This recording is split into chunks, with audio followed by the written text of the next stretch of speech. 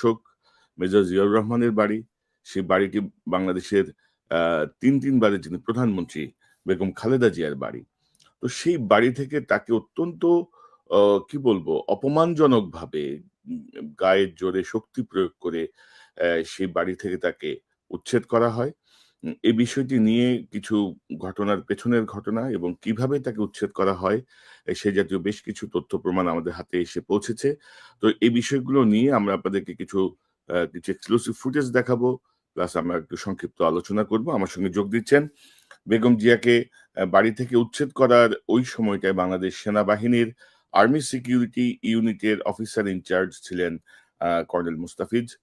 মুস্তাফিজ ভাই, আপনাকে স্বাগত জানাচ্ছি। আপনার কাছ থেকে আমরা ইতিহাসের কিছু আ এই কলঙ্কজনক যে ঘটনা, সে বিষয়টির কিছু বিষয় আমরা জানতে পারবো। আমরা আশা করি আপনাকে স্বাগত জানাচ্ছি।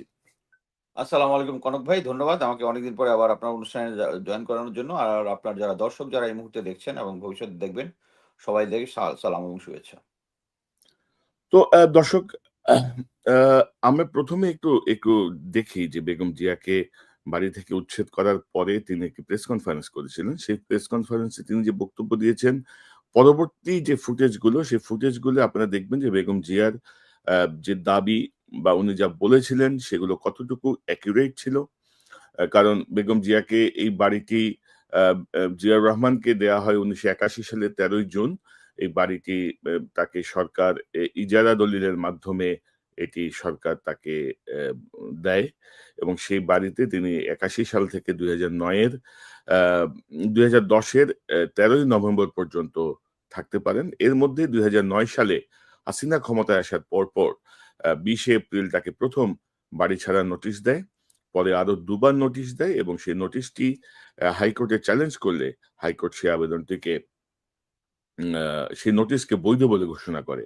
কিন্তু বেগম জিয়াকে যখন বাড়ি থেকে উচ্ছেদ করা হয়, তখন বিএনপির আইনজীবীরা এই আদেশের বিপক্ষে লিভ টু আপিল করেছিলেন। সেই লিভ টু আপিল আ শুনানির আগেই তাকে বাড়ি থেকে উচ্ছেদ করা হয়। তো বেগম জিয়াকে উচ্ছেদ করার পরে তিনি একটি প্রেস কনফারেন্স করেন তাৎক্ষণিকভাবে বিএনপি চেয়ারপারসনের কার্যালয়ে যেয়ে। আমরা একটু শুনি। ওরা মন নিয়ে আপনাদের উদ্দেশ্যে দুটি কথা বলবো। আজ আপনারা দেখছেন কিভাবে রাষ্ট্রীয় সন্ত্রাসের মাধ্যমে আমাকে শহীদ স্মৃতি বিজড়িত বাড়ি থেকে উচ্ছেদ করা হয়েছে। দীর্ঘদিনের সংসারের সব মালামাল রেখে আমাকে এক কাপড়ে বাড়ি থেকে বেরিয়ে আসতে হলো। আজকে যেভাবে আমাকে অপমান করা হয়েছে, ঘরের দরজা ভেঙে আমার বেডরুমের দরজা ভেঙে রীতিমতো ট্রেনিং হিচড়ে তারা বের করেছে এবং এমনভাবে বলছে যে পুরুষ মানুষ এমনভাবে বলছে যে জোর করে ওনাকে উঠিয়ে নিয়ে আসেন, জোর করে দরকার হলে ওনাকে কোলে উঠিয়ে নিয়ে আসেন। এরকমভাবে একটা সরকারের এই আচরণ। ওনারা ধাক্কা দিয়ে আমাকে গাড়িতে উঠিয়েছেন। আমাকে সব নিয়ম নীতি উপেক্ষা করে নজিরবিহীনভাবে বলপূর্বক উচ্ছেদ করা হলো। এতে মহামান্য আদালতের সম্মান, অভিপ্রায় ও ভাবমূর্তিকে জঘন্য পন্থায় পদদলিত করা হলো। এই উচ্ছেদ করতে গিয়ে যে অমানবিক আচরণ তারা করেছে, তাতে আমি নিজে অপমানিত, লাঞ্ছিত শুধু নই, লজ্জিত বোধ করছি। আমার পরিবারের সদস্যদের গায়ে হাত তুলতেও তারা দ্বিধাবোধ করেনি। আপনারা গেলে আপনাদের যদি সাংবাদিকদের ঢুকতে দেয়, আপনারা দেখে আসেন কিভাবে ভেঙেছে তারা।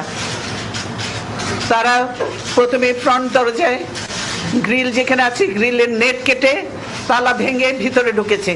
তারপরে আমার একটা স্টাডি রুম, সেখানে তারা ধাক্কা মারতে মারতে আমার লোকজনকে কাজে, তারপরে তারা ভয়ে খুলে দিয়েছে। তারপরে আমার বেডরুমে এসছে, বেডরুমে ধাক্কা মেরে লাথি মেরে সব ইয়ে করে, তারপরে বেডরুমে ভেঙে, এখনো আছে ভাঙা, ভেঙে তারপরে তারা ঢুকেছে ভিতরে ঢুকে সব লাঠি ছোটা নিয়ে সব ঢুকেছে ভিতরে, ঢুকে সব আমার জিনিসপত্র সব ই করেছে, এমনভাবে ইয়ে করেছে, তারা টানতে নিয়ে এসেছে।